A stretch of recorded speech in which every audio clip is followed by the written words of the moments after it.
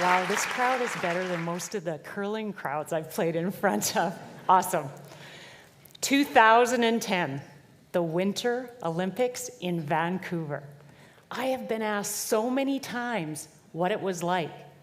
Playing for Canada in Canada at our biggest Olympics ever was not only a dream come true for our team, but for all the Canadian athletes.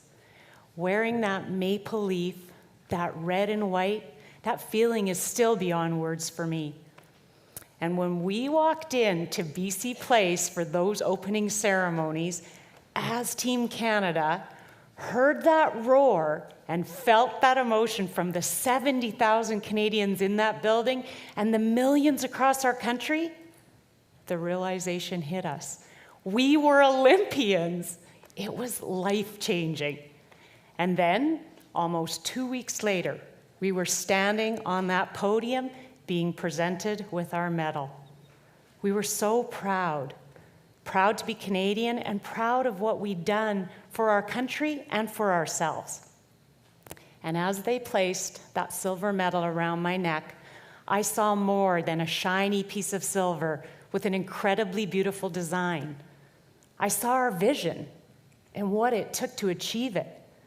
I saw our coach and our husbands and our children and the hours of support and belief they provided behind the scenes. I saw our parents and our friends and their understanding when we couldn't give them all the time they deserved. I saw early morning practices and late nights pushing ourselves and each other to that next higher level. But beyond all of that, I saw a choice. How was I going to define this moment in my life? In 1996, Nike ran an ad for the Summer Olympics in Atlanta, which stated, "You don't win the silver, you lose the gold." Interestingly enough, that ad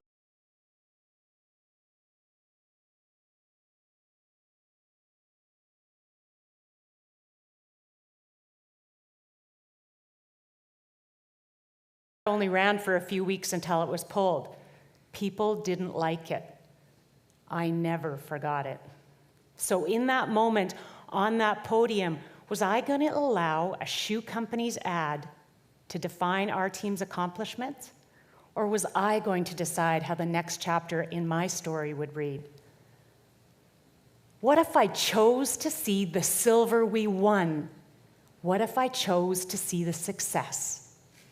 I chose then and every day since not to let anyone else write my life story. How would our stories change if we realized we are the author? You see, the future at this point for all of us is unwritten. Our stories are not yet complete. And when we realize that we have the ability to control our storyline by the choices we make, how we view the opinions of others, and by the perspective we choose, we then become the author. You are never going to stop that outside noise. Our lives will always be bombarded by the messages and the opinions of others, good or bad. But the path your life takes because of that noise is your choice. And now I would like to tell you 3 stories about 3 people choosing their path. 2 brothers are born into a life with an abusive, alcoholic father. One brother grows up and becomes an addiction counselor. The other becomes an alcoholic. When they're both asked the question, "Why are you the way you are?" the addiction counselor answers, "Because of my father." The alcoholic answers, "Because of my father." Therein lies lesson number 1. We can choose how we view our past. We create the person we become by the choices we make. Those choices are never easy, but when you arrive at those forks in the road, your story can go their way or your way. Choose your way. How many here have participated in the Ice Bucket Challenge for ALS? Yeah. It's been amazing, and it's so wonderful how it's helped raise awareness for a disease that many people knew very little about. In 1939, there was an incredibly talented baseball player that ended up being diagnosed with a life-ending disease. On July 4th of that year, on a very hot day at Yankee Stadium, he gave a speech that really wrote his life story. The part that amazes me the most is that he didn't even know he was going to be asked to speak that day. He said, "Fans, for the past 2 weeks, you've been reading about the bad break I got, that I've been diagnosed with a life-ending disease. Yet today, I consider myself the luckiest man on the face of this earth. I've been in ballparks for 17 years, and I've never been treated with anything but kindness and encouragement from you, the fans. Look at these grand men I've played with and for. Who wouldn't consider it the highlight of his career just to associate with them even for one day? When everybody down to the groundskeepers remembers you, that's something. When you have a wonderful mother-in-law who takes sides with you and fights with her own daughter, that's something. When you have parents who've worked all their lives so that you can have an education and build your body, that's something. When you have a wife who's been a tower of strength and shown more courage than you ever dreamed existed, well, that's the finest I know. So I close in saying that I may have been dealt a tough break, but I have an awful lot to live for." Had he not done that speech that day, his story would have been about a really good baseball player taken from the sport too soon. But instead, it was about a great man named Lou Gehrig who chose in that moment to write a great ending to his life story. A man who still influences us today as we dump icy water on our heads, helping to raise money and awareness for his disease. Lou Gehrig can teach us lesson number 2. Choose to see all the positives you have in your life. Choose to see the gifts. I was reading last month about a British Columbia lady named Gillian Bennett. Her story touched me like not many have. She was in the middle stages of dementia, still very aware, but she also understood exactly what her future would look like. She didn't want to put her husband, her children, her grandchildren, or our healthcare system through the years of care she would require as she became the shell of a person she once was. Gillian didn't want anyone else to write her story for her. So surrounded by family and on her own terms, Gillian ended her life. Now, I'm not speaking to the end-of-life debate today. That's for another time. But I am speaking to the fact that we should have a choice. Gillian made her choice. She wrote her ending. So there is lesson number 3. You can choose your future by the choices you make today. Those are 3 examples of people that chose their path and wrote their story. They chose how their life would develop, how the main character would be impossible to forget, and how their endings would inspire others. How do you see yourself? Do you have a clear idea of how your story will unfold?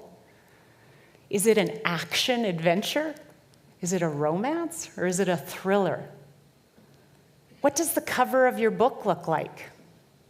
Is it bright and is it bold, or is it dark and mysterious? What would the title be? How would the testimonials read from others?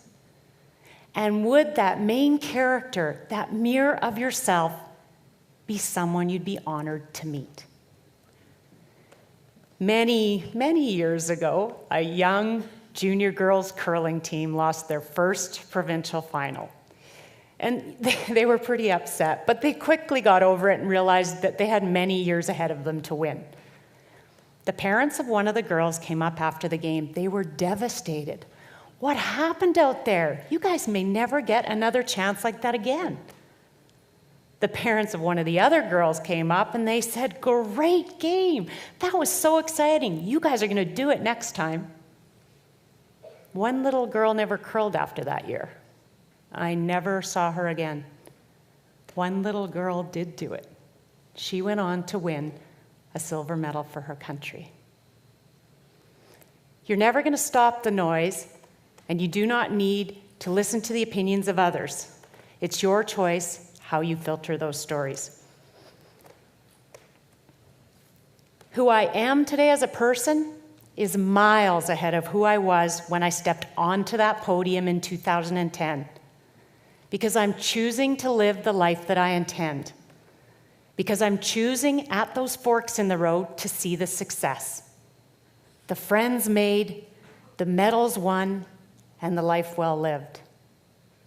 In all good stories, the sentences end with a period, an exclamation mark, or a question mark. But we are the author, and we get to decide. And I'm ending mine with as many exclamation marks as I can. I'll finish with one last story today, and this is a story about choosing to let others enrich your life. It was the day after our gold medal game, and we were all a little bit down because the games were over. And we asked our driver to stop at the Starbucks near our hotel. And we were all dressed in baseball hats and jeans, unrecognizable as Olympians, we thought. So we head into this Starbucks and we place our order. And while we're waiting, the barista behind the counter, making our drinks, begins to sing, "Oh Canada," as loud as you can imagine, all by herself. We're kind of stunned. And then one by one, the staff joined in. And then the customers inside stood up and joined in.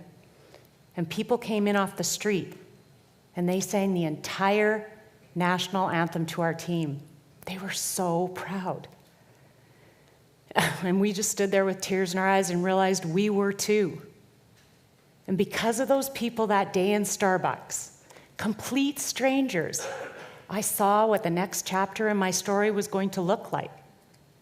I saw my choice. We had won a silver medal and made our country extremely proud. Everything you become is based on the choices you make. It's not your parents, your job, a Nike ad, or the opinions of others that are to blame. You and only you are responsible for every choice made and every path taken. And at the end of our story, our character is the sum of all those choices.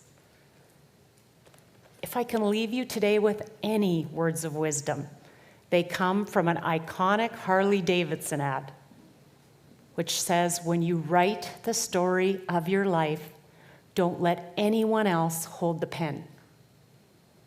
When you write the story of your life, don't let anyone else hold the pen. So I challenge each and every one of you here today, hold tight to that pen, write the story you intend, and create a blockbuster of your life. Thank you.